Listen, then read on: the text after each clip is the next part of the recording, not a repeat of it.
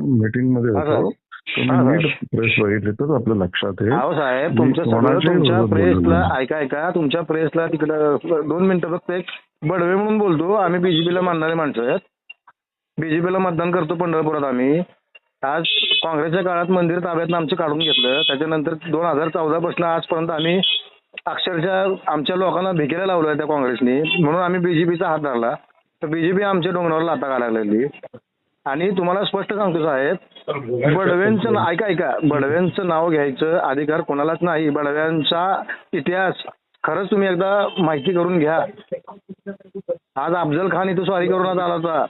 औरंगजेब आला होता. प्लेगच्या काळामध्ये मंदिराचं संरक्षण बडव्यांनी केलंय. आता बोलू मी तुमचं ऐकलं तर? हा बोला.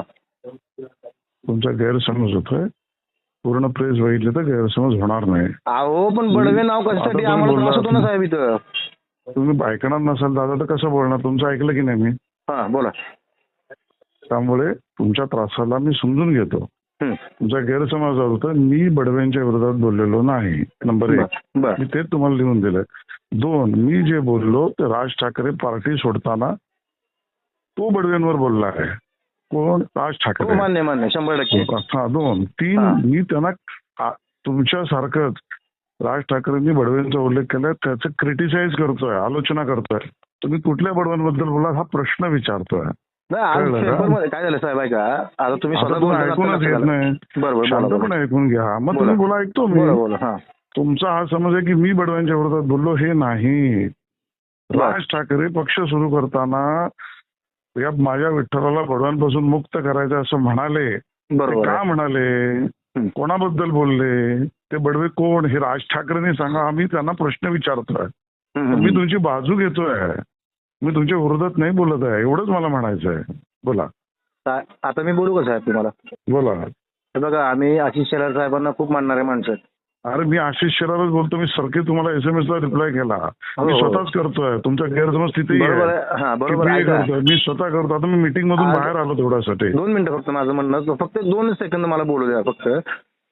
आज आमची परिस्थिती इतकी वाईट अवस्थेत आहे साहेब. 10 ते 15 हजार लोकांचा समाज अक्षरशः रस्त्यावर या काँग्रेसच्या काळात काढलेला आहे सगळा. आज इतक्या वाईट अवस्थेत आमचा समाज असताना हे नाव येतं त्याबद्दल आम्हाला वाईट वाटतं साहेब. माझे वडील अक्षरशः तडफडून मेले मंदिर ताब्यातनं गेल्यानंतर. हॅलो.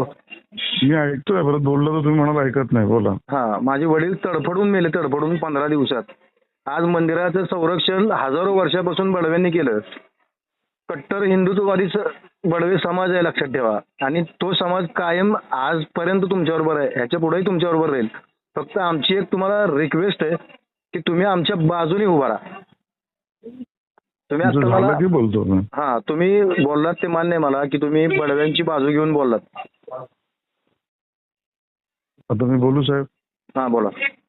तुमचं म्हणणं मला पूर्ण मान्य आहे. तुम्ही आमच्यावर आहात त्याबद्दल धन्यवाद आणि कृतज्ञ पण आहोत. आम्ही तुमच्या विरोधात जाणार बीजेपी कधीच नाही. आजपर्यंत गेली नाही, यापुढे जाणार नाही. तुमची झालेली अडचण तुम्ही मला सांगितली. हा वेगळा विषय. त्याच्यासाठी आपण नक्की भेटू, नक्की बोलू, मार्ग काढू, मुख्यमंत्र्यांकडे जाऊ. काही अडचण नाही.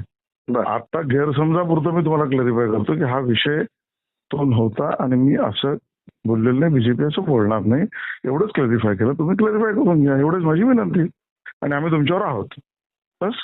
आणि तुम्हाला भेटायचं साहेब मला. मी पण मुंबईला येणार आहे. पुढच्या आठवड्यात या घरी भेटू आपण. हा पांडुरंगाचा प्रसाद घेऊन येतो. पांडुरंगाची मूर्ती, पांडुरंगाचा एक बडवे म्हणून बरं का, जे जुने पुजारी हजारो वर्षापासून. या नाही स्वागत करेन मी तुमचं. या. हा आणि फक्त एक आहे. आता मला जाऊ द्या मीटिंग मध्ये दादा. तुमच्यासाठी मी बाहेर आलो बोलायला. ओके ठीक आहे. चालेल. ओके.